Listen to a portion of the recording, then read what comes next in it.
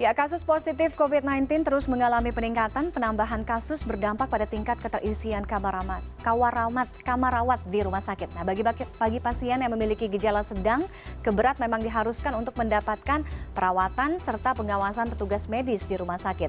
Namun, bagi pasien dengan gejala ringan dan OTG diperbolehkan untuk menjalani isolasi mandiri. Meski begitu, isoman tak boleh sembarang dilakukan karena ada beberapa ketentuan yang harus diperhatikan pasien isoman. Nah, berikut adalah data yang berhasil dihimpun tim Litbang CNN Indonesia bagaimana aman, apa saja yang harus diwaspadai ketika Anda isoman. Yang pertama, sebenarnya siapa saja sih yang boleh isoman? Nah, isolasi mandiri sendiri adalah tindakan yang dilakukan orang yang punya gejala COVID ini untuk mencegah penularan ke anggota keluarga lainnya dan juga ke masyarakat. Tapi nggak semuanya pasien positif ini diperbolehkan atau diizinkan untuk bisa menjalani isoman di rumah. Nah, pasien yang boleh melakukan isoman yang pertama ini dia adalah pasien yang punya gejala gejalanya ringan. Jadi gejala COVID-19-nya ringan. Nah, gejala ringan tuh kayak apa aja sih? Kayak misalnya batuk, kemudian flu atau pilek bersin, kemudian juga demam ya, itu adalah gejala ringan. Kemudian ini juga jadi catatan bahwa pasien yang menjalani isoman ini adalah bukan mereka yang punya komorbid ya. Bukan mereka yang punya komorbid atau penyakit penyerta. Jadi penyakit penyerta berat kayak misalnya kanker, kemudian jantung, kemudian autoimun dan penyakit-penyakit penyerta berat lainnya. Lalu berikutnya adalah orang dalam pengawasan atau ODP, ini juga boleh. Ya, dalam pemantauan yang memiliki demam atau gejala gangguan pernafasan dengan riwayat misalnya dari atau berasal dari wilayah transmisi lokal atau orang yang tidak memiliki gejala tapi mungkin pernah kontak erat dengan pasien positif COVID-19 ya, ODP dan juga OTG.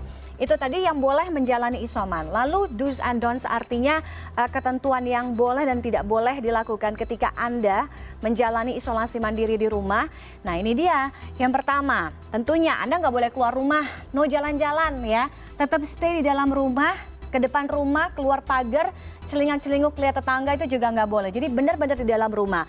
Dan pastikan bahwa rumah Anda ini punya ventilasi atau sirkulasi udara yang baik. Ya, jadi ada perputaran udaranya ini baik.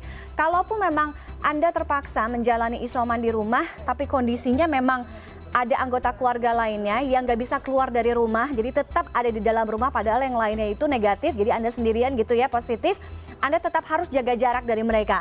Lebih dari 1 meter, ya, lebih dari 1 meter, terus ingat nggak boleh ada atau menggunakan kamar mandi yang sama. Dan harus peralatan makanannya yang Anda gunakan ini juga pisah. Jadi nggak boleh ada di kamar yang sama, tempat tidur yang sama, kamar mandi nggak boleh sama, tempat makanan pun juga harus pisah. Kemudian jangan lupa tetap pakai masker ya. Gunakan masker walaupun Anda di dalam rumah, walaupun Anda stay di dalam kamar.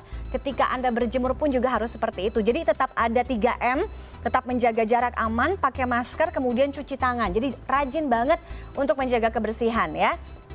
Lalu berikutnya, pastikan Anda sering-sering berjemur. Ya, jadi berjemur kurang lebih 15 sampai dengan 30 menit setiap pagi. Jadi memang Anda harus sering-sering menghirup udara luar yang ada di lingkungan rumah. Jadi menghirup udara luar bukan berarti Anda bisa jalan-jalan keluar rumah. Lalu sering-sering untuk ngecek bagaimana sih atau perkembangan suhu badan Anda setiap hari itu dipantau terus. Seperti apa, berapa hari ini, kemudian sore harinya juga berapa, malam harinya berapa. Dan walaupun Anda isoman, Anda juga bisa memanfaatkan fasilitas seperti ini dia, telemedicine ya, agar Anda bisa tetap diawasi oleh tenaga medis atau tenaga kesehatan. Jadi tetap harus diawasin, tetap harus dipantau. Nah, pasien yang melakukan isoman juga harus waspada dengan beberapa hal. Jadi isoman kalau misalnya yang pertama ini nggak ada keluhan ya. Misalnya yang pertama adalah nggak ada keluhan. Nah, nggak ada keluhan orang yang udah ngelakuin isoman 14 hari sama dengan masa inkubasi dari virus SARS-CoV-2 ini dan tanpa adanya keluhan bisa jadi artinya orang tersebut baik-baik aja. Nah, kalau misalnya ini dia, ini ada keluhan. Jadi misalnya Anda ngerasa pas isoman, tadinya mungkin pas awal-awal nggak kenapa-napa tuh, nggak ada gejala, tapi pas isoman Anda bersin, Anda flu, Anda batuk, pusing, kemudian Anda demam gitu ya. Nah, kalau ada keluhan, bagi yang pernah muncul keluhan seperti gejala tadi yang saya sebutkan dalam 14 hari, 2 minggu, itu juga bisa jadi tidak menandakan sebenarnya ada sumber virus penyebab COVID-19. Nah, ini dia, kalau misalnya keluhannya berkelanjutan.